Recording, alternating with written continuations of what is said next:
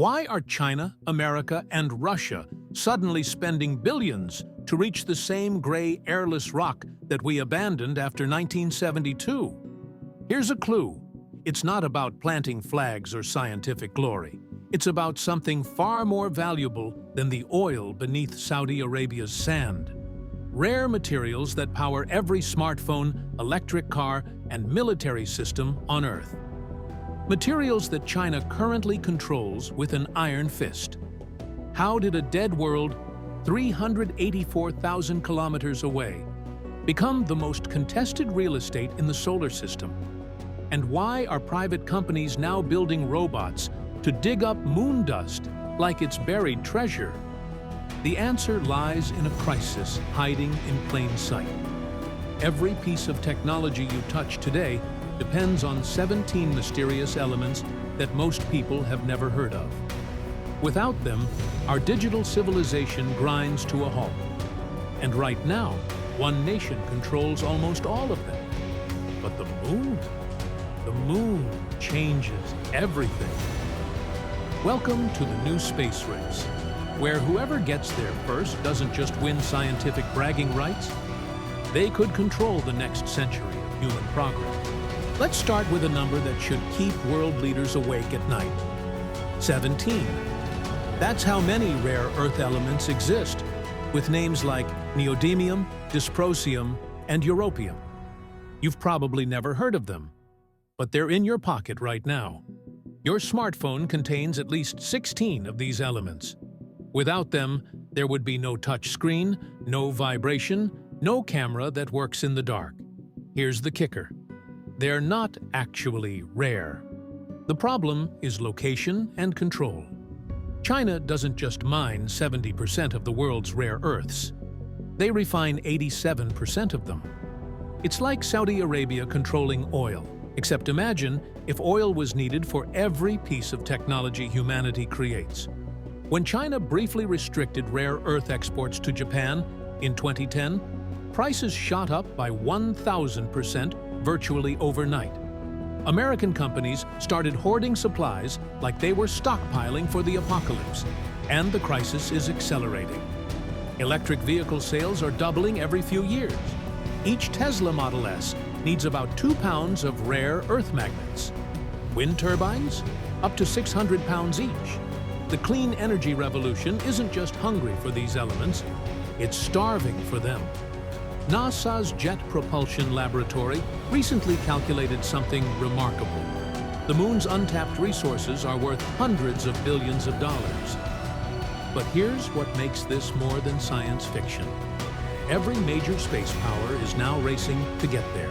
When Apollo astronauts brought back moon rocks in 1969, scientists discovered something extraordinary hidden in the samples.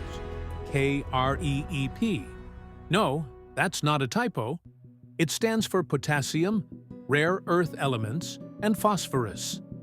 The moon's prosolarum region contains rare earth concentrations up to 10 times higher than typical lunar soil. Translation? There are patches of the moon that are essentially open-pit rare earth mines, waiting for someone with the right robots. But rare earths are just the opening act. The real star is helium-3. For 4 billion years, the solar wind has been depositing this isotope into lunar soil. Helium-3 could fuel clean nuclear fusion reactors with no radioactive waste. The moon contains enough helium-3 to power Earth for centuries. At current market projections, it's worth $40,000 per ounce, making gold look like pocket change. China's Chang'e missions have already mapped these deposits. In 2022, they discovered a new mineral called Chang'e Y, rich in yttrium, one of the most valuable rare earths. The Chinese aren't just studying the moon anymore, they're preparing to own it. Meanwhile, NASA's Artemis program plans to establish a permanent lunar base by the late 2020s. The IEVE European Space Agency is developing moon mining robots. Even private companies like Interloon are building machines to process 100 tons of lunar soil per hour. The new space race isn't about national pride. It's about economic survival. Remember the California gold rush? Fortunes weren't made by miners finding gold. They were made by the companies selling shovels, pickaxes, and jeans to the miners. The same dynamic is playing out in space, except the shovels are autonomous mining robots, and the general stores are orbital refueling stations. Here's the brutal math. It costs $1.5 million to transport 1 kilogram to the moon. But here's the brilliant economics. Lunar-produced rocket fuel could cut the cost of deep space missions by 90%. The moon's weak gravity means it takes 20 times less energy to launch materials from the lunar surface than from Earth. This creates what economists call a network effect. The first company to produce fuel on the moon doesn't just own a mine. They own the gas station for all future space exploration. Every Mars mission, every asteroid mining operation, every space tourism venture will need to stop at their lunar chevron. PwC estimates the lunar economy could exceed $170 billion by 2040. But that's probably conservative. When oil was first discovered in Pennsylvania, nobody predicted it would reshape global geopolitics for 150 years.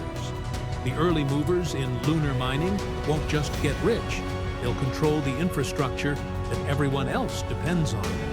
SpaceX's Starship, designed to carry 100 tons to the moon, isn't just a rocket. It's the railroad that opens the frontier. Three powers are locked in this new space race, and they're taking radically different approaches. The United States is betting on private-public partnerships. NASA provides the science, companies like SpaceX provide the transportation, and firms like Lunar Resources develop the extraction technology. The Artemis Accords, signed by over 50 nations, establish safety zones around lunar operations, essentially property rights without calling them that. China is taking the state-controlled approach. Their Chang'e program has already landed on the moon's far side, something no other nation has achieved. They're building an international lunar research station with Russia, and their timeline for helium-3 extraction is aggressive, the 2030s. Then there's the wild card, private companies. Interloon, co-founded by an Apollo 17 astronaut, is developing helium-3 extraction robots they plan to deploy by 2029. These aren't billionaire vanity projects. They have contracts with the Department of Energy to buy lunar helium-3. But here's the problem nobody talks about. Space law is stuck in 1967. The Outer Space Treaty says no nation can claim the moon, but it's silent on whether companies can own resources they extract. It's like the Wild West, but with nuclear-powered mining robots. The first company to successfully extract and return rare earths from the moon won't just prove it's possible. They'll set the legal precedent for who owns what in space. Let's be honest about the obstacles. These aren't minor engineering challenges. They're more like, how do we solve physics? Problems.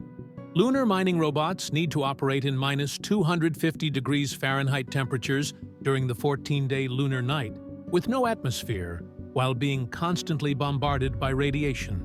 The dust is so fine and clingy that it clogged equipment during every Apollo mission. Now, imagine running a strip mining operation in those conditions. Then there's the processing challenge.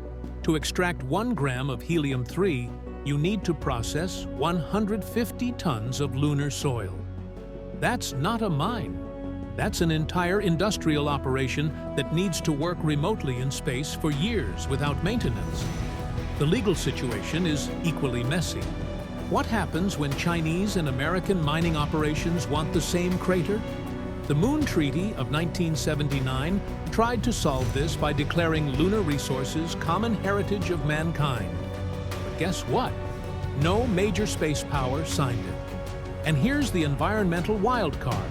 Astronomers are worried that mining operations could interfere with radio telescopes on the moon's far side, the only place in the solar system completely shielded from Earth's radio interference.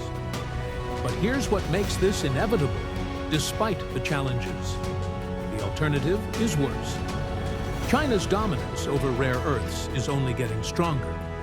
The clean energy transition is creating demand that Earth simply can't supply sustainably.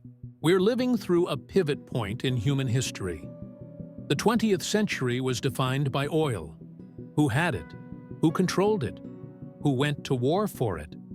Nations rose and fell based on black liquid buried in their sand. The 21st century might be defined by what's buried in gray dust, 384,000 kilometers away. If China reaches the moon's rare earth deposits first, they don't just maintain their monopoly, they expand it to space. If American and European companies get there first, they break China's stranglehold on the materials that power our digital civilization. But there's a third possibility nobody talks about. What if lunar mining succeeds so well that it crashes rare earth prices? Suddenly, every Earth-based mine becomes unprofitable. Entire economies built on resource extraction collapse overnight. It wouldn't be the first time new technology destroyed old industries. Ask the coal miners. The moon isn't just humanity's next frontier. It might be our economic lifeline, or our next source of conflict. The race is already underway. The question isn't whether we'll mine the moon. It's whether we'll do it together or fight over it. Like every other valuable resource in human history, the next gold rush is 384,000 kilometers straight up, and the winners might control the next century of human progress.